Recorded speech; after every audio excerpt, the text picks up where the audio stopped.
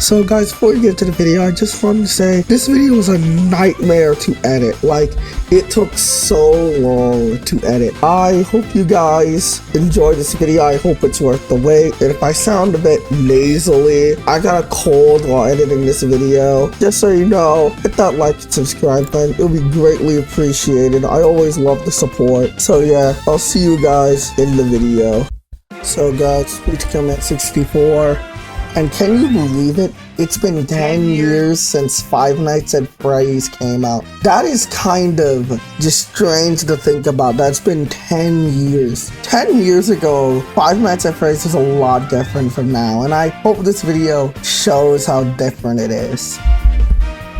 So, come along with me to talk about how FNAF changed over 10 years. So before I actually get into the main meat and potatoes of the video, I gotta talk about how I found out about Five Nights at Freddy's. It was on one fateful day, September 18th, 2014.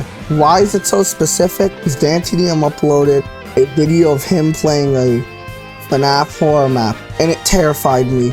I was so scared of FNAF. But then on that same day, there was a Roblox version of Five Nights at Freddy's, and that one just made me even more scared of the game. I legit thought when a door was open, Freddy Fazbear was gonna come and get me. And I looked at that like, how was I scared of that? That wasn't that scary. But I was young, and it was at the right time. But I never really played a real FNAF game until around 2022 to 2023, and now I basically played all of them. And so we're gonna talk about the first Five Nights at Freddy's. Five Nights at Freddy's, released in 2014 on August 8th. It's a survival horror game made by Cawthon. Alright, we're not gonna talk about the real history of this game. We all know it. We all know what happened. You know it, I know it. Everyone knows it's common knowledge. Let's just jump right into talking about the game. So we're going to talk about the gameplay of FNAF 1, and the gameplay mostly consists of checking the cameras, opening and closing the doors, and checking the lights outside your doors. And that may sound simple, but just like with all things, especially suit, there's always solids to it. And the solids are the animatronics, being Freddy, Bonnie, Chica, and Foxy. These are your main threats throughout the entire game. And Bonnie will come from your left, Chica will come from your right. And if you see them in the doorway, you shut the door. If you don't, then you're gonna die. Foxy works differently from them. You have to keep checking the camera to make sure he doesn't kill you. But when he does eventually get off the stage, he will run down the hallway and you have a little bit of time to shut the door. If you don't, you can kind of guess what happens next. You die. And then there's Freddy, which he works like a mixture between all of them, where you have to check the camera to slow him down, but he will still constantly be moving throughout the building. Every time he moves, he laughs. And when he gets to your hallway corner, you're pretty much dead. You never want to let him get there, but you kind of can't prevent that.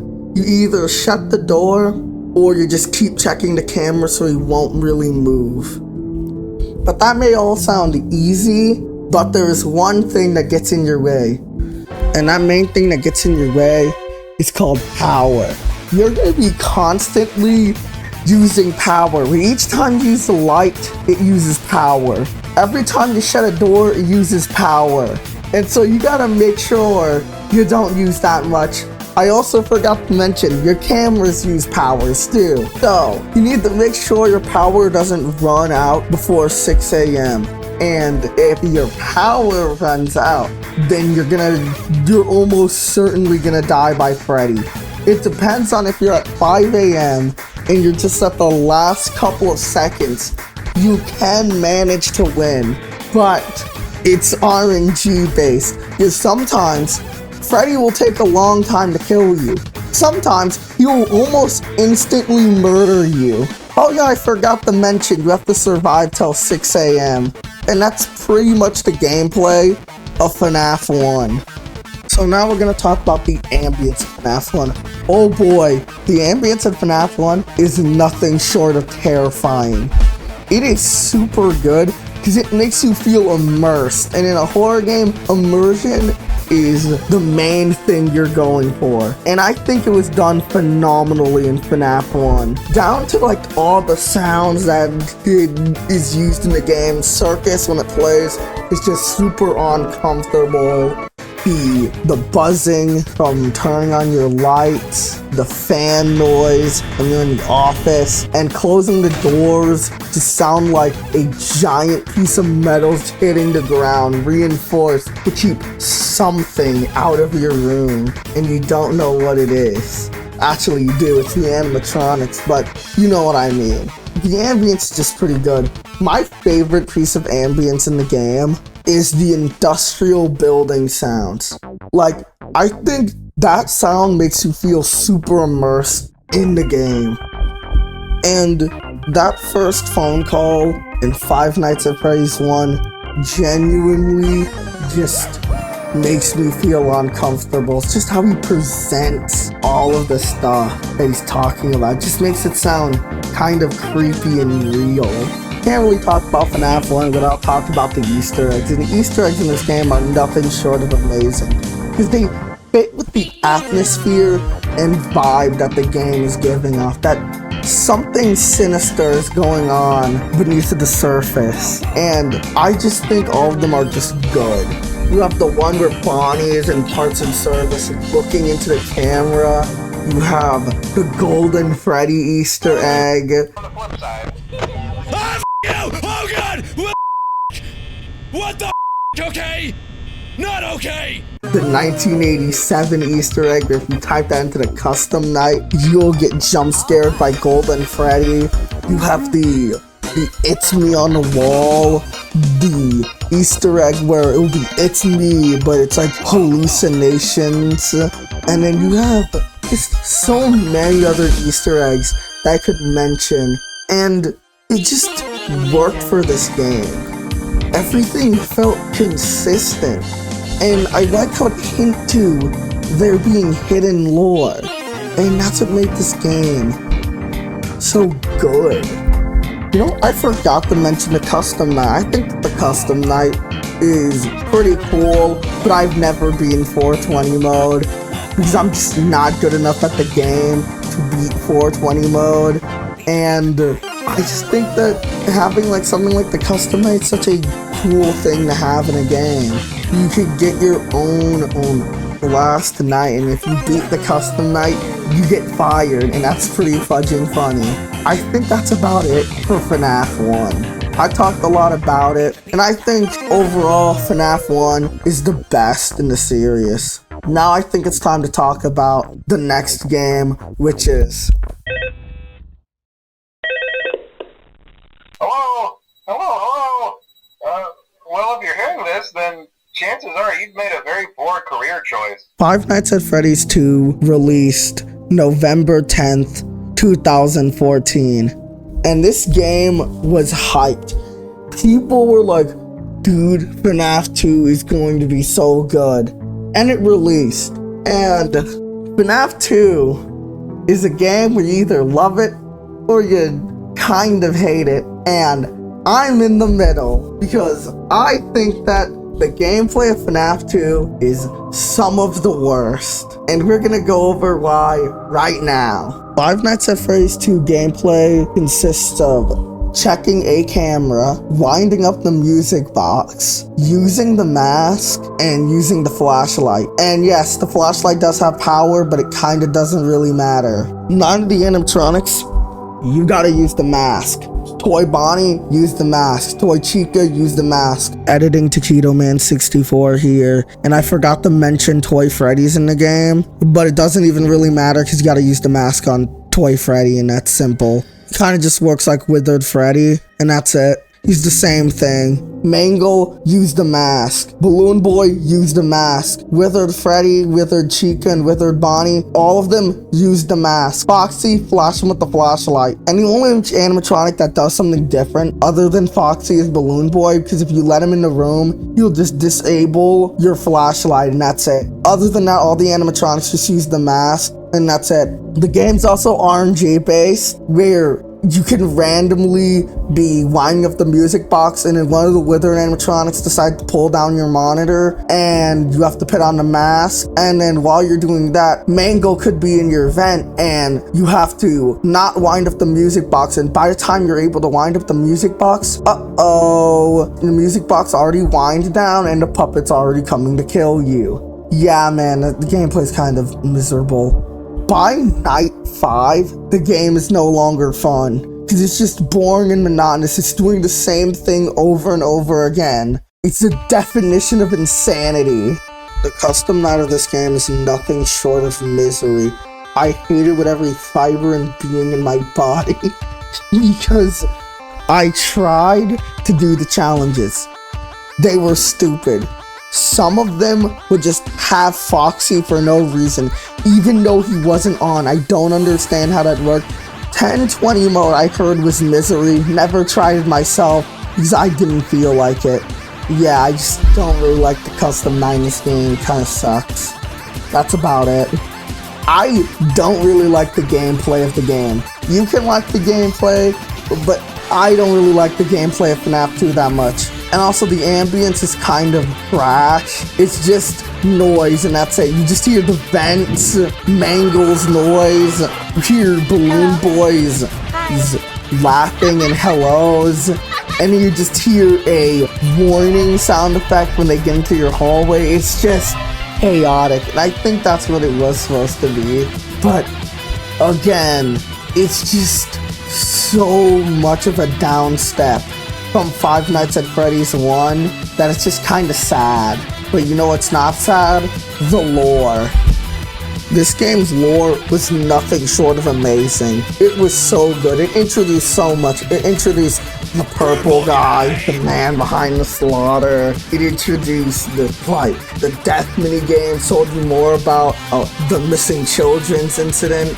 This game did a lot for the entire series and was great. Also showed you the origin of the puppet, which was really cool. You have give gifts, give life, iconic, save them, super iconic. Like, all of these mini games were new and fresh at the time, and it was great, but they are very rare. You won't get them most of the time, but they were still pretty cool additions to the game. At the time of FNAF 2, we almost got all the answers to FNAF. We were only missing the bite of 87, what happened there.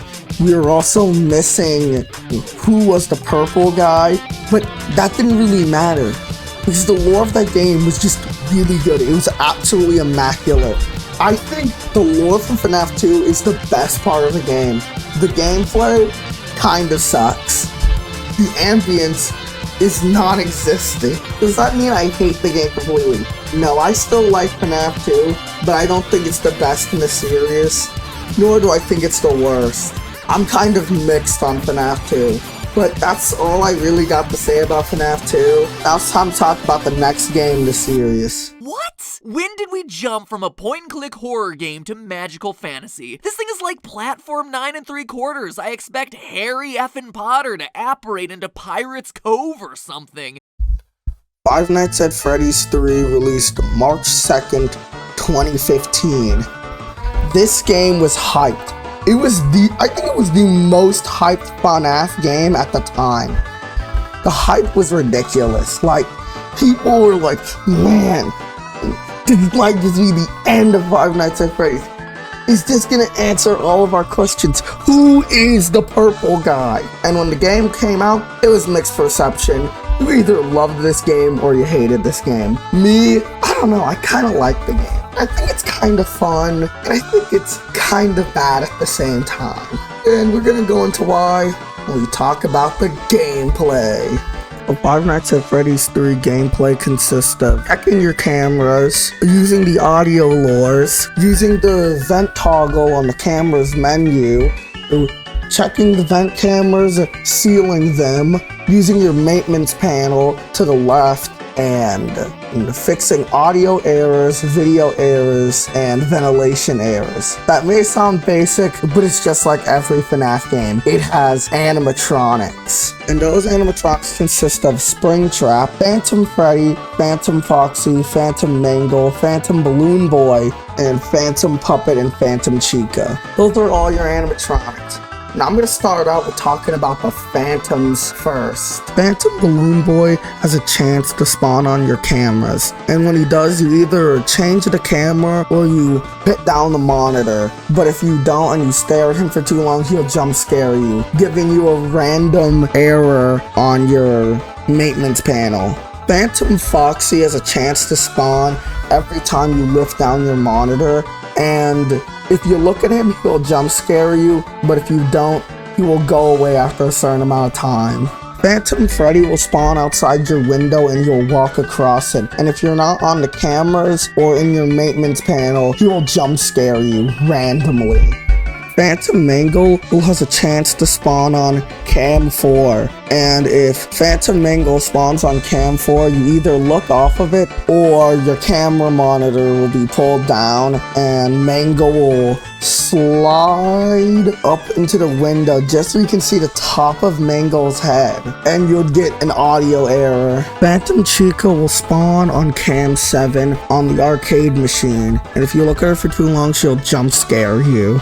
Phantom Puppet will spawn on Cam 8, and if the puppet spawns on Cam 8, you're pretty much doomed because he will enter your office and stare at you and give you a bunch of errors on your maintenance panel. And if you quit out the game on console version, you'll still be in your office in the beginning of the night, but won't give you any maintenance errors, and it's every time you quit. That's just something interesting I learned while playing it the other day. And so now we gotta talk about Springtrap, your main threat. He's the only animatronic that can kill you in this game, and there are ways to defend yourself from him. Like if you see him in a camera, you use the audio lure on the camera right next to him and he'll go to it. But on later nights, he won't really listen as much as he did on the first couple of nights. And he will also try to go into the vents, and you gotta seal them. And there's a way to effectively deal with Springtrap. Now this requires luck, because he will randomly spawn in different cameras in the map. If he spawns on Cam 9, then lure him to Cam 10 and keep him there and seal the vent right next to it, and then he won't be able to get you. And if he does move, make sure he doesn't move until like 5 a.m. so if he gets to your office, you can just stare him down and you can beat the game. That's only if you don't get a ventilation error. If you get a ventilation error, you're screwed and he will come into your office and kill you. I forgot to mention that there are 3 endings in this game, and the first 2 are pretty easy to get, but the third one isn't really that easy to get. The first one is the bad ending, where if you beat the game normally, you will get the bad ending. If you beat the game by doing a bunch of mini games and then doing Happiest Day, you will be able to get the good ending, and you'll get 2 different end screens. The bad ending screen shows all of the animatronics' heads with lights in them. The good ending shows the animatronic heads with no lights in them. And the third ending, you have to beat Nightmare Mode, which Nightmare Mode is basically the max mode of this game. And when you beat it, you'll get a newspaper basically telling you that the place burned down. If you bright it up, Springtrap is there, basically saying he didn't die. And so that's the gameplay, Five Nights at Freddy's 3. So now the ambience of Five Nights at Freddy's 3. I think it's kind of okay. It can be scary at times, but then it can also just not really be that scary. The game's just not really that scary. And if you see the jump scare for Springtrap, which you probably did if you're watching this video, it's not really that good. It's very, very unscary. Like, it's not scary at all. So yeah, the ambience of this game is kind of mid. It isn't as good as FNAF 1, but it's still better than FNAF 2. The lore of FNAF 3 is really good. I think it's some of the best in the series, right up there with FNAF 2. I think that all the stuff it introduced was really good. Did it answer every question? No. But was it a good ending? Yes. I think if this was the end of FNAF, I would have took it, because it's just that good. I like that Springtrap is the purple guy, subdued to the same suffering that he inflicted onto the kids. It's kind of like poetry. It rhymes. And it's just a good detail. That would have just been a good ending, but FNAF continued. But I'll talk about that more later. Now, this game has Easter eggs. I don't really remember the Easter eggs, but I do know when I was playing it the other day, I did get the Easter egg where Shadow Bonnie will spawn on your desk. That was pretty cool. That's kind of about it for the lore and Easter eggs. That's all I got to say about it. And now for my overall opinion on the game. I think the game's just okay. I don't think it's as good as the Help Wanted version. I'll talk more about that when I get to Help Wanted. But I think it's a pretty fine game. I just think it's a bit lackluster. Like, the gameplay is fun at times, but it can be really boring. And also kind of annoying when Springtrap doesn't listen and you just die. Yeah, I think that this game's just a bit on the lesser side. I think it's still decent. I would say it's a little bit better than the gameplay from FNAF 2, but not by much. So yeah, that's my thoughts on Five Nights at Freddy's 3. Now let's move on to the next game. The first night is never usually that bad in any of the games, so I'll play through. What the f? Oh!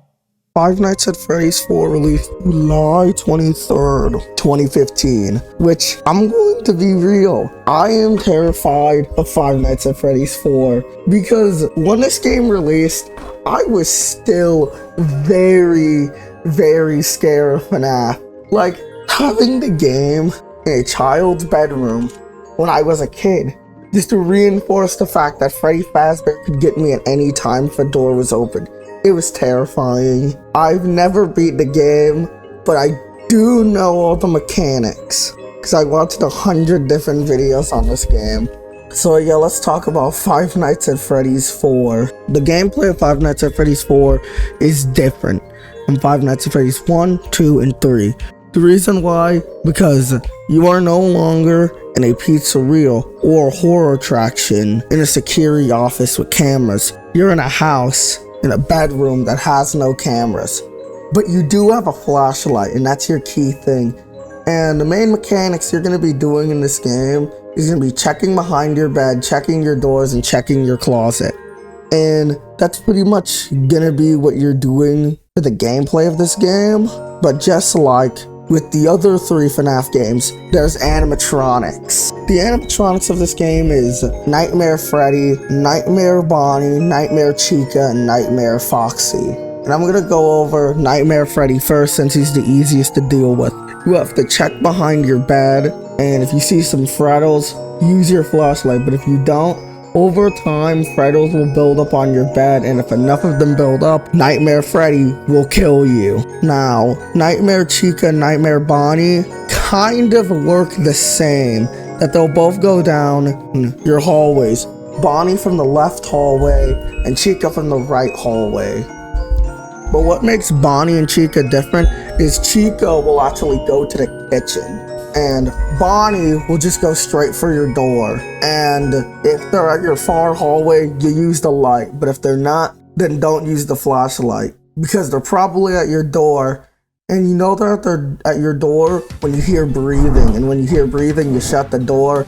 If you flash your light, they're going to kill you. This goes for Bonnie and Chica. Now, Nightmare Foxy works differently from the other animatronics because he can go through both hallways, and you have to listen for his running sound effect. If you go to the opposite hallway that he's in, he will run straight to your closet. But if you flash him with the flashlight in the right hallway, he will go back to his starting position. But once he gets in your closet, you will have to close the closet door. And when you successfully deal with Foxy, he will turn back into a plush in your closet, but he will never leave. So the best thing to do is to not let him get into your room. And then night 5 is the most different out of all the nights because you have to deal with Nightmare Fredbear. And Nightmare Fredbear works like all the animatronics. He will go through both hallways, the closet, and the bed. When he goes into the bed and the closet, I think he laughs, but I don't really remember. The closet, you have to close the door. On the bed, you have to flash him with your flashlight for a couple of seconds. When he's in the door or the hallways, I think you have about 2 to 3 chances to close the door if you flash him with the flashlight. But it's not recommended to do that because as soon as you see him, you should just shut the door. And that's how the animatronics work in this game. After you beat a night, you'll access a mini game called Fun with Plush Trap. You have 90 seconds to get Plush Trap on the red X. And if you do that, it'll take 2 hours off of your night. And that's pretty much Five Nights at Freddy's 4's gameplay. I actually think that Five Nights at Freddy's 4's gameplay is really different in the best ways, but I'm a chicken and I can't get past night 2 because the game almost gives me a heart attack every time I play it. Those jump scares really get me and the game just really scares me. So yeah, I don't really have much to say about the gameplay because I never got further than night 2. Unless you count Help Wanted, I have beaten Nightmare Fredbear and Help Wanted, but I don't think that counts because that's Help Wanted. So yeah, Five Nights at Freddy's 4 is a scary game. Five Nights at Freddy's 4's ambience is pretty good. Like, I'm not really scared of FNAF games anymore, but this game still makes me feel terrified every time I hear the ambience. It's just really good. You can hear like bells ringing. There's a distorted phone call in the game. And it's just really creepy. And I think Cawthon did a real good job at making this game scarier than FNAF 3. It just is, and that's pretty cool. That's all I really got to say about the ambience of Five Nights at Freddy's 4. If Five Nights at Freddy's 3's lore almost gave us all the answers, then Five Nights at Freddy's 4, being the final chapter at the time, should have gave us all the answers. Nope, it just gave us more questions than answered. Like, the lore of Five Nights at Freddy's 4 was very confusing. No one really knew what was happening. I think we've gotten closer to solving it, but I also think we haven't at the same time. It's just very strange and very weird. The cutscenes did not really help with that either. It basically showed a very closed off story from the other games, and I think that's the reason why people were so confused. But the cutscenes did give us the single greatest Markiplier clip of all time. Was that the bite of 87?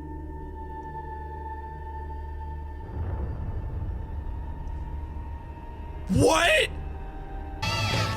But the Night 5 cutscene also confused everyone. People were debating if this was 1983 or 1987, which it turns out that it was 1983 because a TV said Fredbear and Friends 1983. That was pretty cool. Yeah, I'm not really that knowledgeable on FNAF 4 because I don't know, man. I feel like the game's gameplay is so scary, but then when it comes to like the lore, it's just confusing. And I think Sister Location tried to clear it up, but I don't know if it ever did, because Five Nights at Freddy's 4 was a confusing final chapter.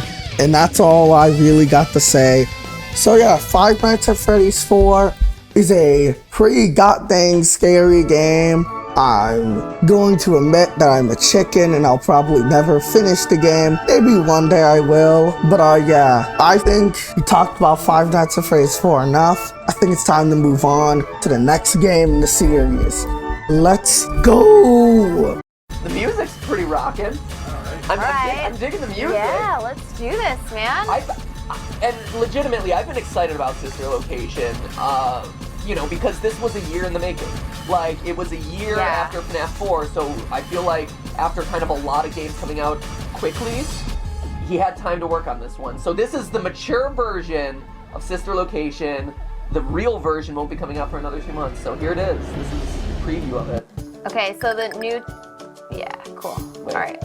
Are you kidding me?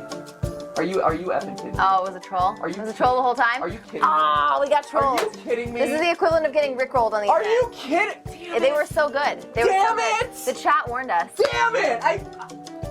Yeah, it's totally a troll. Lame. Damn it. Damn it, Scott. Five Nights at Freddy's Sister Location released October 7th, 2016. And this game was hyped. It was just as hyped as every other FNAF game. I think a little more so than 3 because it said it was going to have voice acting and people could not wait for that. And then when the game released, it was actually very positive reception, and then over time, people started to not really like the game. Now the perception is kind of mixed now. People either love the game or hate it, and I'm in between. I kind of think the game is mid. So let's go over the story first. So Sister Location structured differently from the other games. Every night is different. On night 1, hand unit will start talking to you and you have to type in your name, which is kind of impossible because it was always going to default to Eggs Benedict. Then the elevator will stop, you click the red button, you go into the vent, and then you're in the main control area. Hand unit will talk for a bit. You have to check on Ballora and Ballora Gallery, and she won't be on the stage, so you got to give her a controlled shock. And then you have to check on Funtime Foxy in Funtime Auditorium. And you gotta get Funtime Foxy 2 shots and he'll be on the stage. And then you have to go to Circus Gallery and check on Circus Baby. She won't be on the stage, so you gotta give her a controlled shock a couple of times. And she won't be there, so you just have to leave through the vent. And something is chasing you down, but not really, because if you stay there for a bit, you're not gonna die. And then after you go through there, your night shift will end. Night 2 starts out kind of the same as night 1, but this time hand unit saying something about how it gets stale to use one voice, so you have to use the awful keyboard and it will auto default to Angsty Teen, and the elevator will stop and you have to press the red button once again and go through the vent to the main control room. And then when you get into the main control room, you have to check on Ballora and Funtime Foxy. They won't be on their stage. You just gotta control shock them again, just like night 1. And then after that, you're told to go into Circus Baby's gallery. Once you enter Circus Baby's gallery, hand unit will tell you to check on her. Then you gotta give her a controlled shock, but it doesn't work. So hand unit will just turn off the power, and Circus Baby will start trying to talk to you, and she'll tell you to hide under the desk. And then Circus Baby will tell you that there are Bitty Babs trying to kill you, and so you have to move this metal plate to make sure you don't die. And then after you do that, she'll become a fortune teller and tell you that hand unit's going to tell you to go through Ballora's gallery to go to parts and service, and don't believe anything he says. Lo and behold, Circus Baby's fortune telling was right, because hand unit is actually going to tell you the exact things that Circus Baby said. And then once you go through the vent, you gotta go through Ballora's gallery. Once you enter Ballora's gallery, you gotta crawl on the floor like a baby, and when you hear Ballora's music get closer to you, you need to stop in place. It's just like red light, green light, but it's spooky. And then once you get far enough, a scripted section will play out where Ballora will just spin right in front of you. And then after you get past that, you have to go into the breaker room. And in the breaker room, that's where Funtime Freddy's stage is. And you gotta make sure Funtime Freddy doesn't get you. So you have to use the audio lures to get him back onto the stage and to calm him down, while also trying to restore power to all the places in Circus Baby's rental. And then after you're done restoring power to Circus Baby's entertainment and rentals, Hanya will tell you to go home. So you go through Ballora's gallery. Ballora will start saying some stuff, but don't mind that. She ain't actually gonna attack you. So you go back to the vent and then the night will end. And then that's night 2.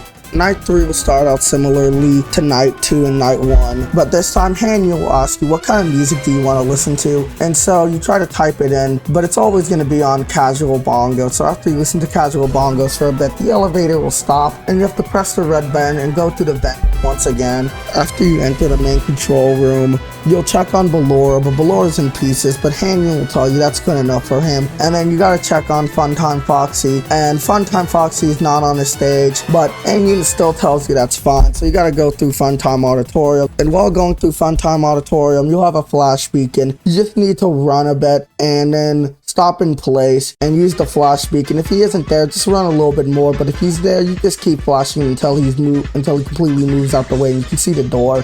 And then once you run into the door, you have to do some parts and service on Funtime Freddy, and after you're done with that, he'll tell you have to press a button on Bon Bon, but that stupid blue idiot will move off of Freddy's hand and you'll have to keep searching for him. You have to lure him all the way to the left side of Funtime Freddy. He'll slowly move up and there'll be a button under his tie, and after you click that, Hanya will tell you you're good, so you have to go through Funtime Auditorium, and once you get near the vent, Funtime Foxy will jump scare you, and then the night ends. And Night 4 begins with Circus Baby telling you she put you inside of a spring lock suit after Funtime Foxy attacked you, and then she'll basically tell you to watch Ballora dying, and after that happens, she'll open up your faceplate so people can find you on the camera. You'll have to do the most tedious thing in the game, which is wind up the spring locks for 3 minutes while mini Ranas are trying to kill you, and then after you do that, the night will end. Night 5 starts out similarly to Night 3, where Ham Jr. will ask you, what do you want for your raise? And you're trying to save money, but he gives you the next best thing, which is exotic butters, and he also tells you that there are 2 technicians still in the place, and you have to tell them to get out. And then, after the elevator stops, you click the red button, go through the doors into the vent. Once you enter in the control room, you have to check Ballora Gallery and Funtime Auditorium, and when you check the lights, you see that Ballora and Funtime Foxy are on the stage, but that's not them, it's just the 2 technicians hanging because they hung them. And then you have to go through Funtime Auditorium, the parts and service, because Baby needs some maintenance. And once you enter parts and service, Circus Baby will tell you that she's pretending to be a broken animatronic, and she'll tell you have to remove something bad. And she'll also tell you Ballora is also in the same room as you, so you have to do a stupid code. And then after you do that, a glowing chip will be in her arm, and you have to remove that, and you have to send her to the scooping room, and then you have to go back through Funtime Auditorium. But once you enter Funtime Auditorium again, Circus Baby will give you some directions, and once you follow her directions, she'll take you to the scooping room. Once you enter a scooping room, you find out that that wasn't actually Circus Baby. It was actually Ennard trying to trick you to use you as a meat puppet. And then once they activate the scooper, they scoop out all your Ennards and proceed to steal your body and commit identity theft. And then after they commit identity theft, the game cuts to you in a bathroom, and the screen slowly pans and shows a mirror, and it turns out that you're playing as Rick Ashley the whole time. The end. I was just joking, but he actually really does kind of look like Rick Ashley. But besides that, now we're going to talk about the gameplay. The gameplay of Sister Location varies from night to night. Night 1 has virtually no gameplay. Like, it's basically just a cutscene. Night 2 is the most fun night in the game. I genuinely think it's pretty fun. The Ballora Gallery is kind of boring. Like, I beat it pretty easily. I actually beat it first try. But the Breaker Box section is the bread and butter of that night. It is so good. It is, like, really fun. I actually think it's the most fun thing about the game, because I like how intense it was, and I like that you genuinely had to use the audio lore, and it just kind of felt like an older FNAF game. Now, Night 3 is not really that fun. Like, the Funtime Foxy area can be challenging, but can be really easy if you use that strategy I said in the story overview. Because I legit just ran forward, straight to the door, and just stopped and flashed the flash beacon until Foxy went away, and then ran straight into the door. And that's what happened. But the parts and service section was the most tedious thing. The Funtime Freddy part, fine. But the Bon Bon part was just so annoying. If you were slightly too fast on the part where you're slowly going up, he would instantly move, and I died so many times on that. I died more on that than Funtime Foxy. And then I got to Night 4 and quit. Night 4 was just too tedious. I just did not feel like doing that. I never got to Night 5, but I heard that Night 5 wasn't that good. But there's another part of gameplay I have to talk about, and it's the secret ending, which I never got the secret ending because I didn't play Night 5, because I never got to it. But I also heard that that one's pretty awful because of the checkpoints, which the checkpoints in this game were not that good. Like, the checkpoint, the parts and service had you redoing the Funtime Foxy area, and that was so annoying. It unmotivated me so much. And then that's basically it for the gameplay. From what I played from the game, I think it's just kind of mid. I think it's like not the worst in the series. I say it's like under FNAF 3 and 2, because 2 was actually kind of fun, but this game just doesn't really have enough to make it that good. I'm not even going to talk about the custom night, because if I wasn't going to beat Night 5, then I was never going to beat the custom night. So yeah, that's about it for the gameplay. Now it's time to talk about the ambience of this game. I think the ambience in this game is on par with Five Nights at Freddy's 3. Not as scary as 1, and not as scary as 4, but just in between. It can be kind of creepy, but it can also be not that creepy at the same time. It's just kind of mid, just like with everything else with this game. I don't know. I just feel like everything in this game is just kind of mid. Now it's time for the lore and story. I'm gonna talk about the story first. I actually think the story in this game was pretty good. I actually liked it. I think it was a pretty decent story for a FNAF game. It actually has a story on like another game. And I also think that the voice acting in the game was pretty good. I think it's like the best in the series, and it's not topped by anything. I just think all the voice actors were perfect, especially Kellen Goth. He killed it as Funtime Freddy. I think the voice actor of Ballora didn't really talk that much, but I think when she had lines, they were pretty decent, and in Funtime Foxy had 0 lines. Anywho, I think the story of this game was pretty good. So now it's time to talk about what this game did to the lore. This game absolutely broke the lore of FNAF even more than 4. People were super confused. If you're already confused with FNAF 4, you're omega confused with Sister Location. It just introduced so many things and so much conflicting information. It introduced stuff like Remnant and William Afton's name. And I'm going to be real. I thought William Afton was the phone guy. This was back in 2016 before Sister Location and before they introduced it. I didn't even know the books even existed. So I didn't know his name was William Afton. But yeah, this game kind of just confused people. It confused me. I didn't know what was going on. And by the time Sister Location happened, I kind of stopped caring about FNAF. And that's really about it for the lore section of the game. Now it's time to talk about my final thoughts. My final thoughts on Sister Location is that I think the game is okay at best. At worst, it's one of the worst in the series. But I don't think it's that bad, especially because there's still a worse FNAF game out there, and I'm gonna go over it when I get to it. But yeah, Sister Location's just kind of mid, and that's it. Now let's talk about the next game in the series. Congratulations! By some miracle, you've completed a full week on the job. Here at Fazbear Entertainment, we encourage a healthy spirit of entrepreneurship, which sometimes means taking risks, but you took it a step further. You were reckless and borderline criminally negligent in almost every decision that you made, so much so that you've been deemed a liability hazard, even for us. We'll mail you your final paycheck, minus the costs of wiping the security footage clean and erasing all trace of your employment from our files. But don't feel like you're leaving empty-handed. Take this blacklist certificate. You'll be lucky to ever find employment in this town again. Now take care.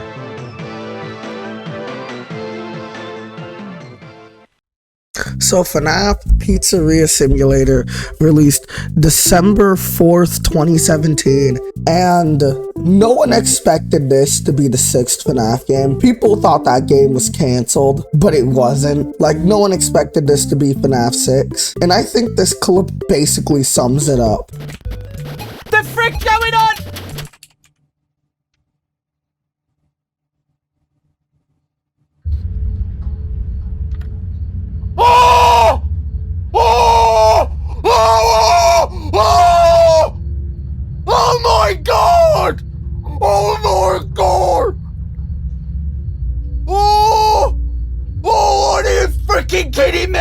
Yeah, that basically summed up the reaction to Pizzeria Simulator was. So yeah, I think it's time to talk about the game. So Pizzeria Simulator is split up into 3 things.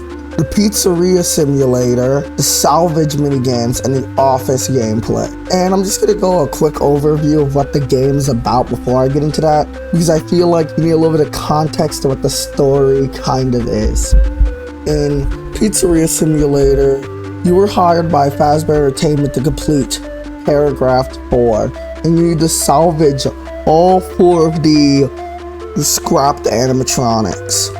That is Molten Freddy, Scrap Trap, Scrap Baby, and Lefty, which Lefty is just a shell of Rockstar Freddy that's black, that's the puppet inside of him. And that's very important because the pizzeria that you're maintaining is all a facade. It's a trap galore, those 4 animatronics, into a labyrinth with no exit, a maze with no prize. So Henry can burn down the pizzeria and finally end the tragedy once and for all. And I think nothing is better than actually seeing the ending of this game to understand why this was such a big moment.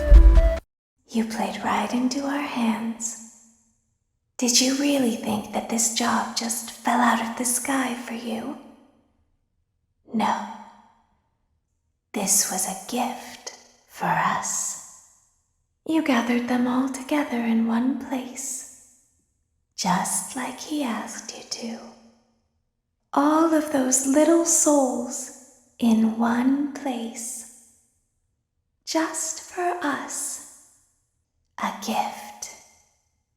Now we can do what we were created to do, and be complete. I will make you proud, Daddy. Watch, listen, and be full.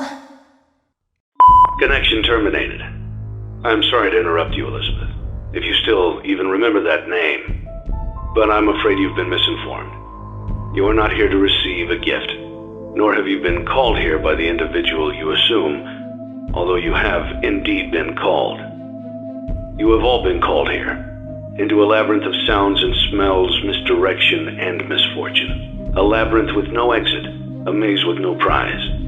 You don't even realize that you are trapped. Your lust for blood has driven you in endless circles, chasing the cries of children in some unseen chamber, always seeming so near, yet somehow out of reach. But you will never find them. None of you will. This is where your story ends. And to you, my brave volunteer, who somehow found this job listing not intended for you. Although there was a way out planned for you, I have a feeling that's not what you want. I have a feeling that you are right where you want to be. I am remaining as well. I am nearby. This place will not be remembered, and the memory of everything that started this can finally begin to fade away, as the agony of every tragedy should. And to you monsters trapped in the corridors, be still, and give up your spirits. They don't belong to you. For most of you, I believe there is peace, and perhaps more, waiting for you after the smoke clears. Although for one of you, the darkest pit of hell has opened to swallow you whole, so don't keep the devil waiting, friend. My daughter, if you can hear me, I knew you would return as well. It's in your nature to protect the innocent. I'm sorry that on that day, the day you were shut out and left to die, no one was there to lift you up into their arms, the way you lifted others into yours. And then, what became of you? I should have known you wouldn't be content to disappear. Not my daughter. I couldn't save you then, so let me save you now. It's time to rest, for you, and for those you have carried in your arms. This ends, for all of us, in communication. The ending of this game goes so hard for no reason. I don't think it has the right to go that hard, but it just does. I think the Pizzeria Simulator story is pretty good. I couldn't tell the whole story because I still got like 2 more games after this to talk about. So yeah, I could go all the way into the lore, but I'm not because we'd be here forever. So let's talk about the gameplay. So We're gonna talk about the Pizzeria Simulator part first. I actually love it. I think the Pizzeria Simulator in this game is the best. I think it's the best part of the game. It is so fun. I love the mini games. I love that you can get sued. I love how you can just like buy animatronics and they have risk, and if you buy them marked down, something can just be hiding inside of it.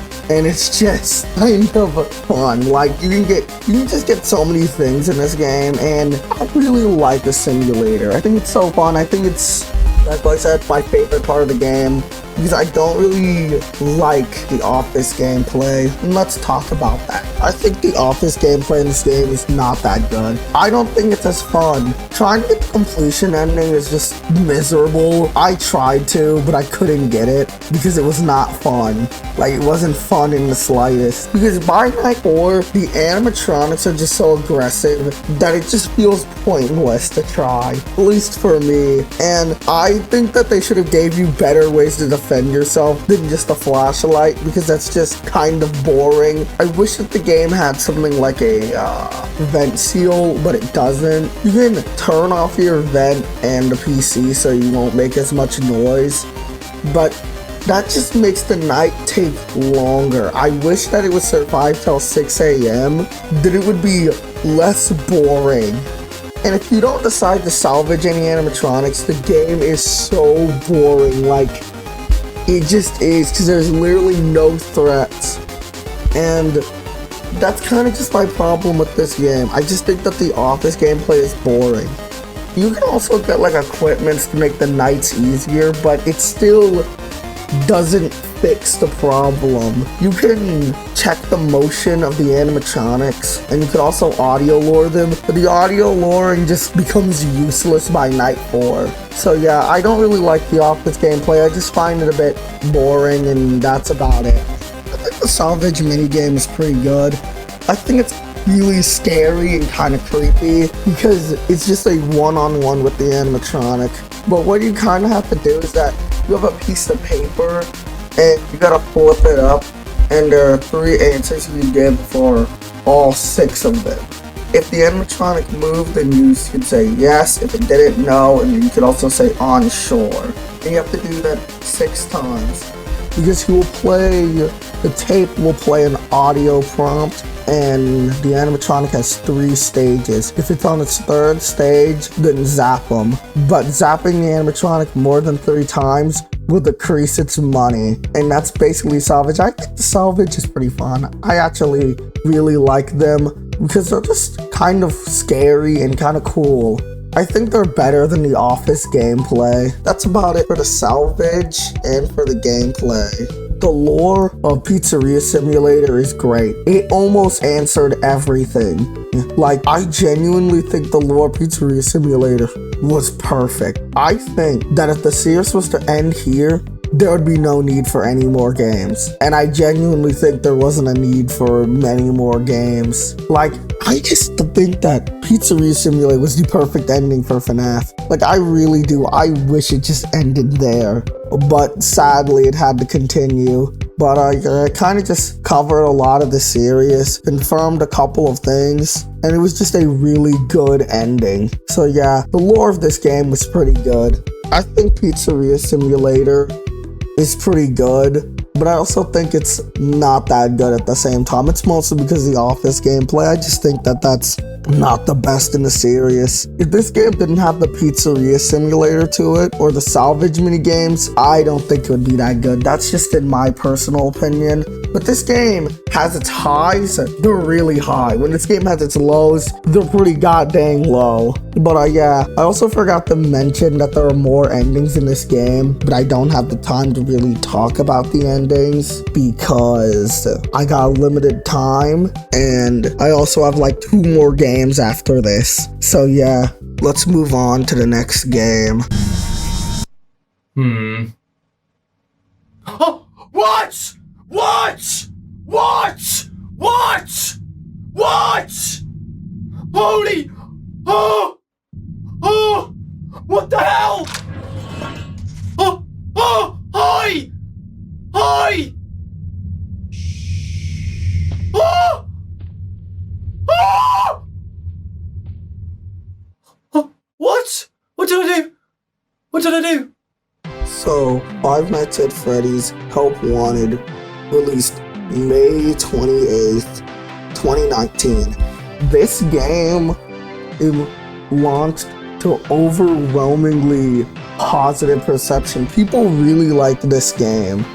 And it was originally a VR game, but now has a flat mode, which I played the flat mode, and I still think the flat mode's still pretty scary. So now let's talk about the gameplay of the game.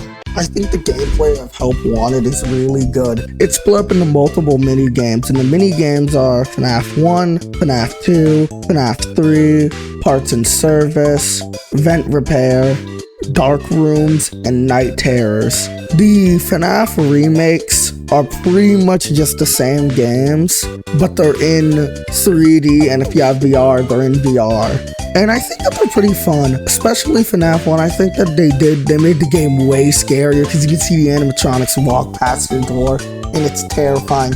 FNAF 2 was made easier. It's not as tedious because it's more fun in 3D. It's really strange. And then Five Nights at Freddy's 3 is so much better than the original. I actually really like the VR version. It actually feels like you're there and it feels a little more intense. They also changed up how the animatronics work. And I think they also got rid of some animatronics, which is kind of sad.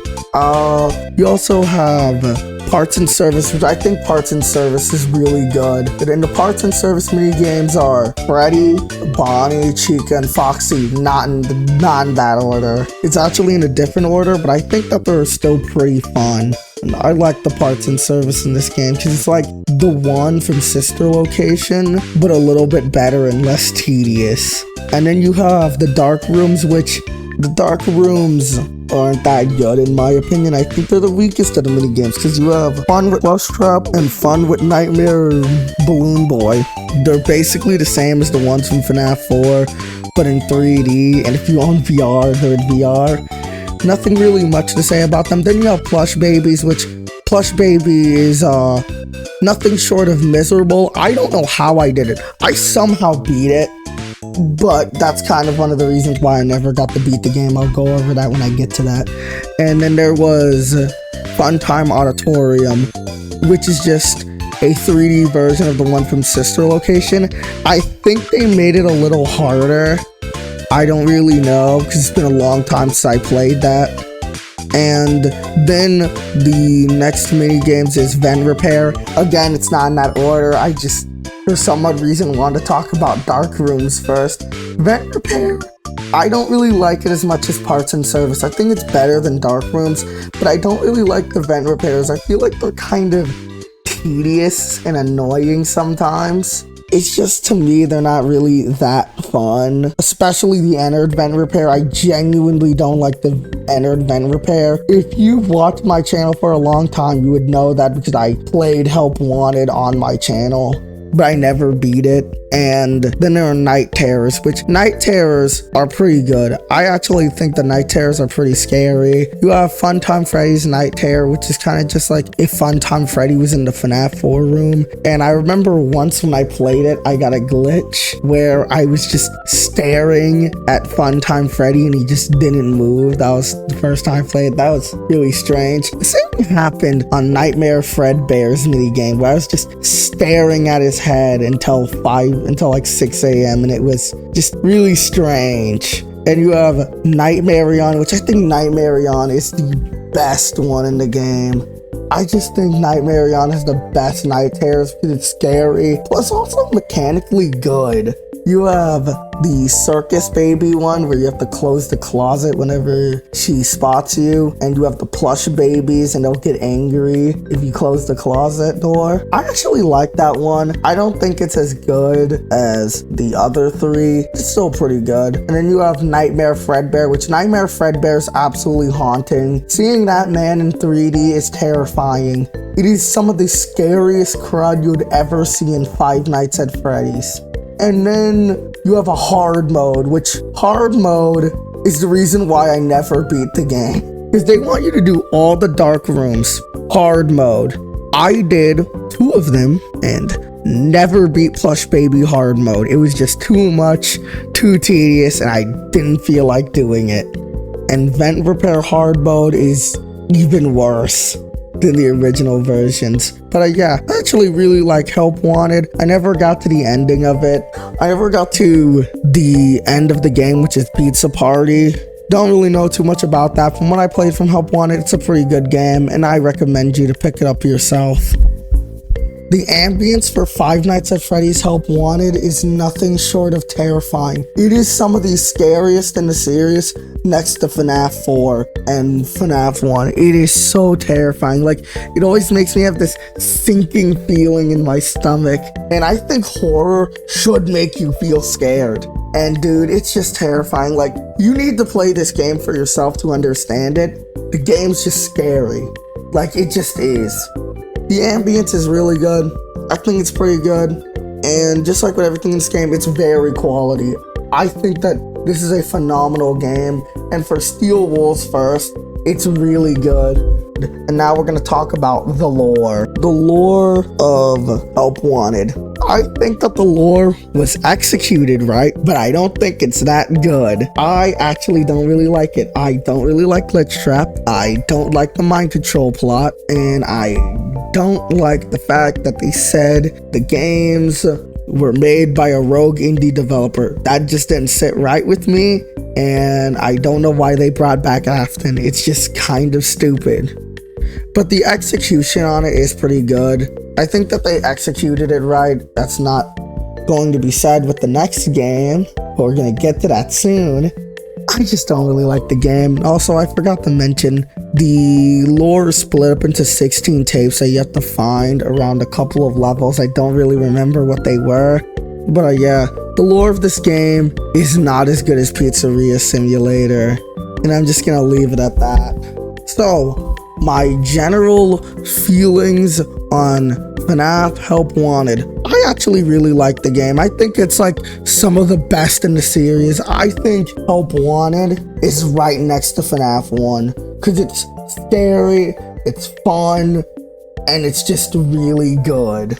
I think it has everything to make a good FNAF game, and I think for Steel Wolves first, they knocked it out of the ballpark. But I won't be saying that for their next game.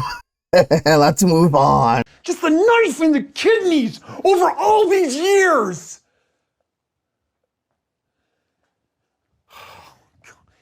And the sacrifices that I made to love you. Wasted. Five Nights at Freddy's Security Breach released December 16th, 2021. And this game is a game. I don't really necessarily like this game. I actually think it's kind of a bad game, but that's just my personal opinion. Alright, let's get to talking about this game right now.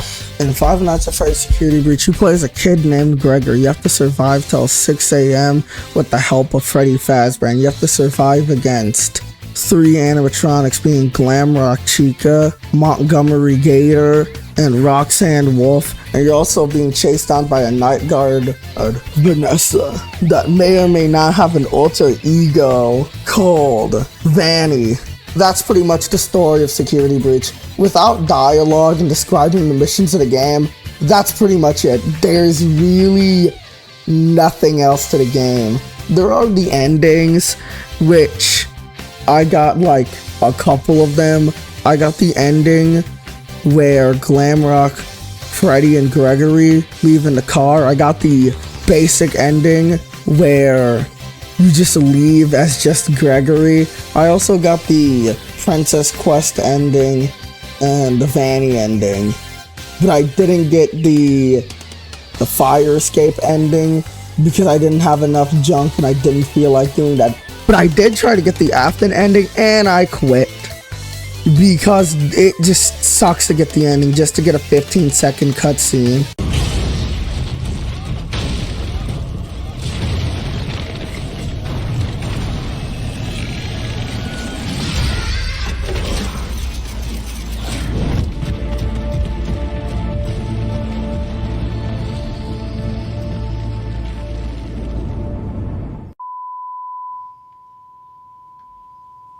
That's it?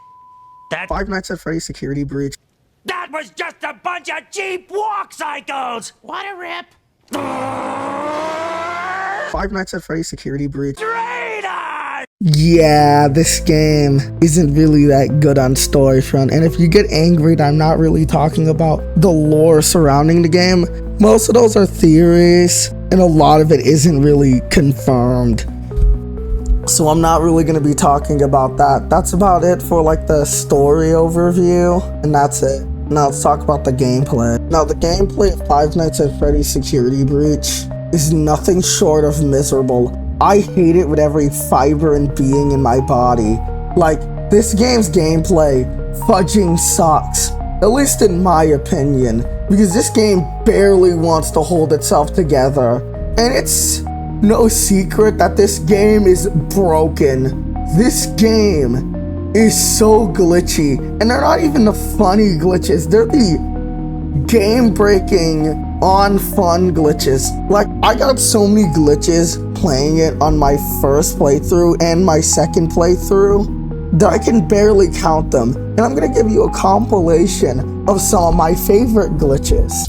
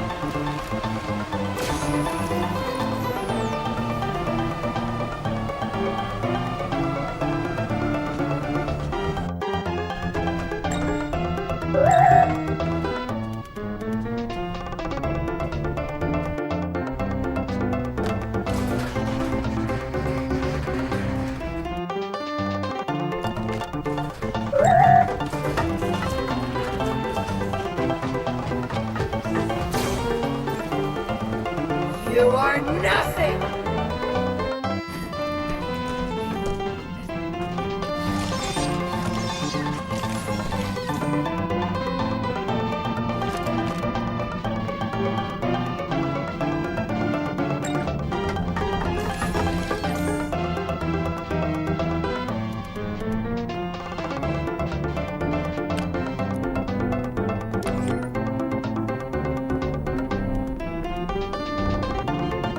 Did you know that every Western would choose pizza over any other food group, even people with wheat and dairy allergies?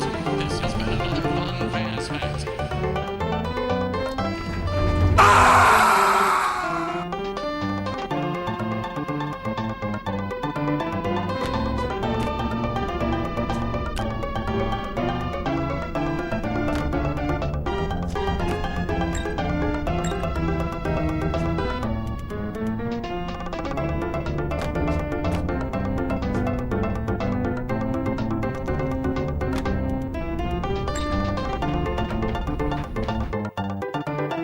Now that we're done with the glitch compilation, I just gotta say, this game has no right to be this glitchy. It just is really glitchy to the point of where it's on fun, and it just kind of sucks. Like, I hate that I don't like this game's gameplay, or this game in general.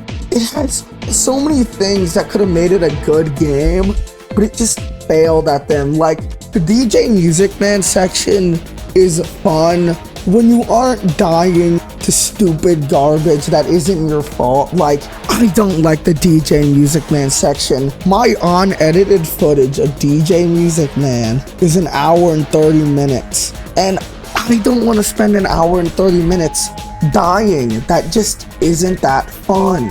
I also think that the Phaser Blaster and the camera just make the game a little too easy, because you can just cheese it. You can just cheese the game with those. And then you also have the animatronics, which their AI is just not that good. There's just a literal section in the game where you can crouch in a corner and then you just won't die because you're supposed to like shut the doors when they get near it, like FNAF 1, but you can just stand in the corner and not die. It's just really sad. I also think the staff bot's a contributor to this game not really being that fun because they're just annoying. Like, staff bots are really annoying, and the amount of them in the game just make it so unfun. And then you have the Afton ending, which, why is Afton back? I don't really like that. I also don't like how it plays. That part of the game is miserable. You have to like shut the doors and the vent door. It's just a worse version of the secret Knight and Sister location. Like, it just kind of is. And also, the hitboxes on the tentacles are so bad. They're just so bad.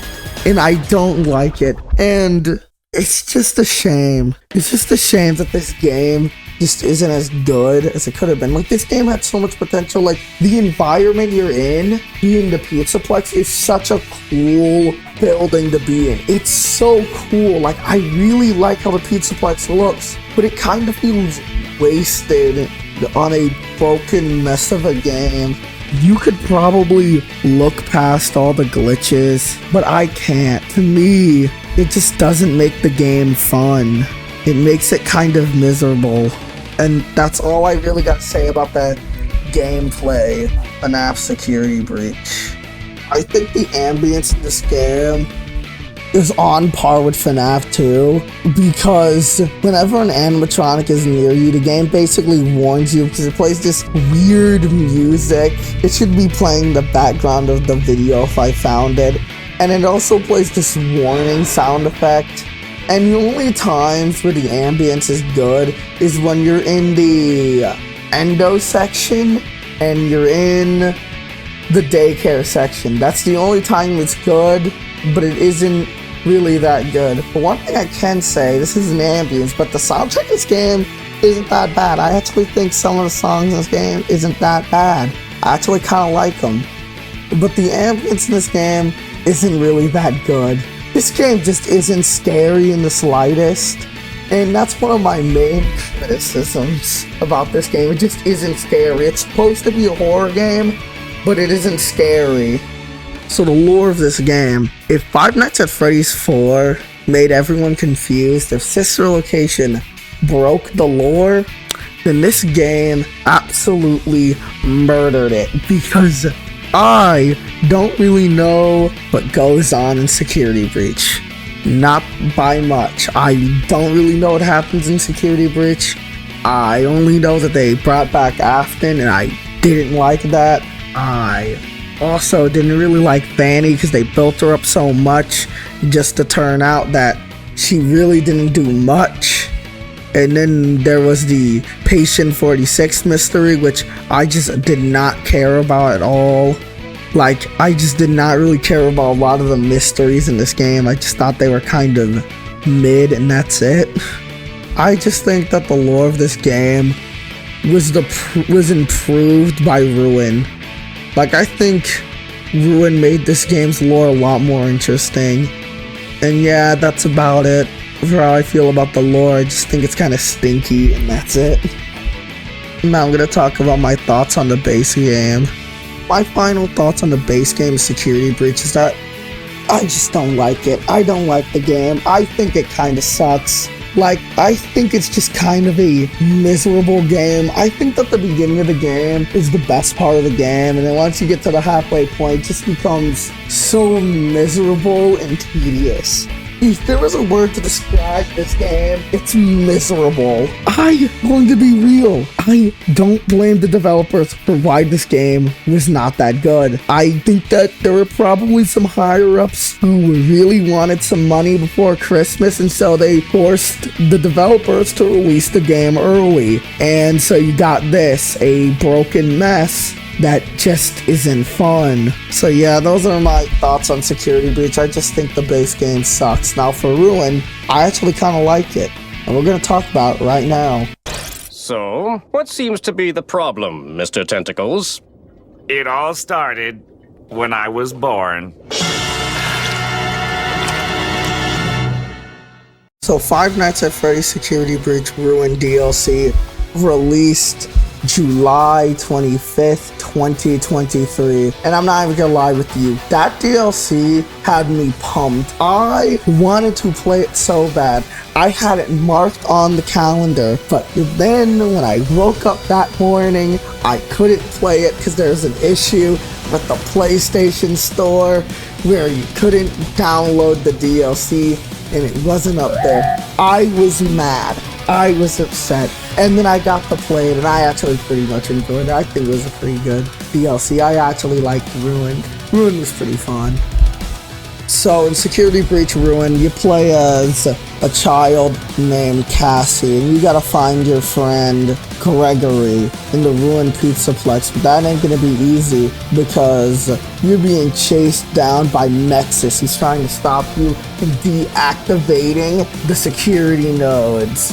And Nexus is gonna call in his cavalry, and his cavalry is the ruined Glamrock animatronics. And once you deactivate the security nodes, it turns out that that was all a ruse by the Mimic, because the Mimic was tricking Cassie into freeing him to wreak havoc on the world. At least that's what I think, because I don't know why the Mimic wants to escape so bad. But anywho, Cassie gets chased down by the Mimic for a little bit, and then you enter an elevator, and then the real Gregory talks to you, and he says, yeah, the Mimic isn't safe. We don't want him getting to the surface. So yeah, sadly, we're gonna have to drop this elevator. So long, partner. And so the DLC ends. Gregory does not say so long, partner, but I wish he did, because that would have been hilarious.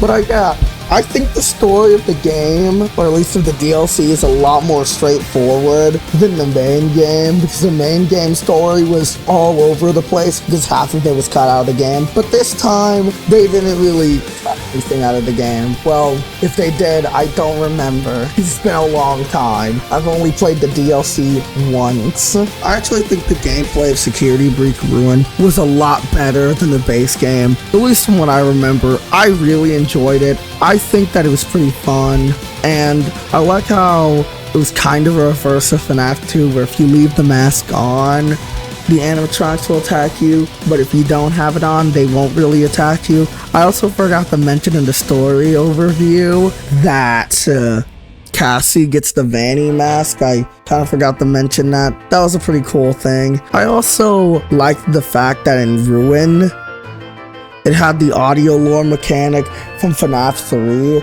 and certain cameras, and there's also a couple of standout moments being the Mini Music Man section and Bonnie Bowl. That was pretty fun. I actually genuinely liked that section. I think it was kind of creepy. I also liked the section of the game where Shattered Glamrock Freddy was chasing you. That was just really cool. I also kind of like the Mimic Chase too, because I think the Mimic Chase was pretty fun. I overall just liked the DLC more than the base game. It was just consistently more fun. I also forgot to mention in the story overview that there are two other endings you can get.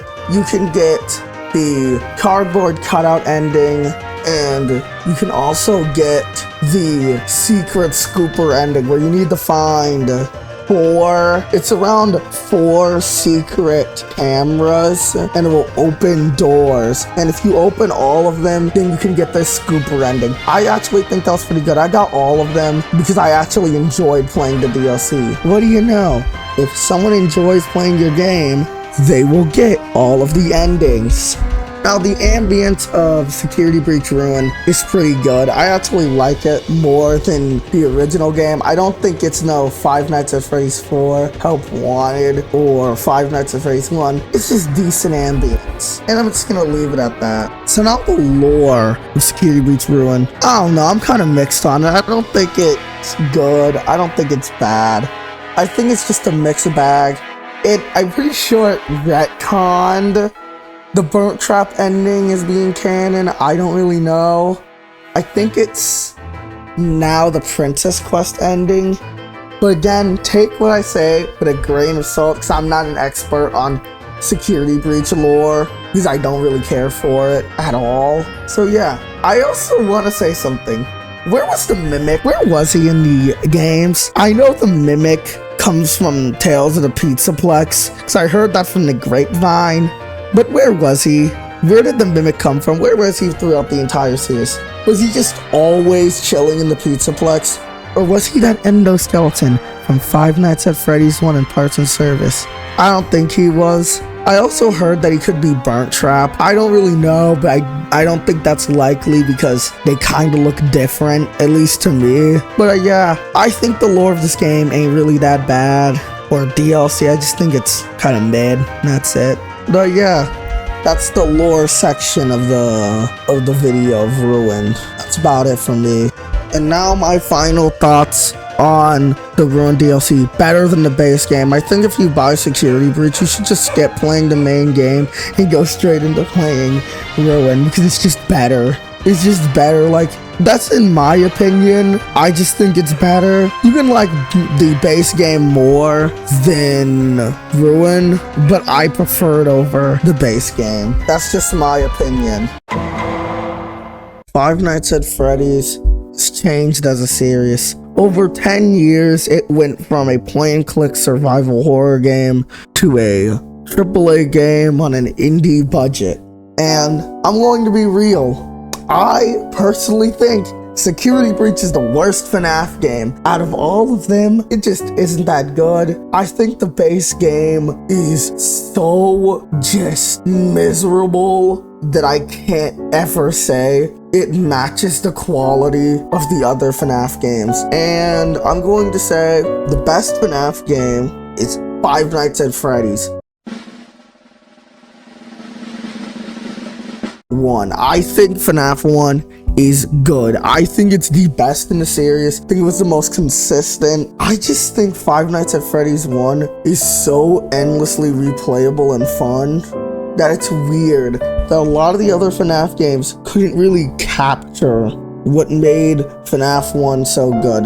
That's at least how I see it.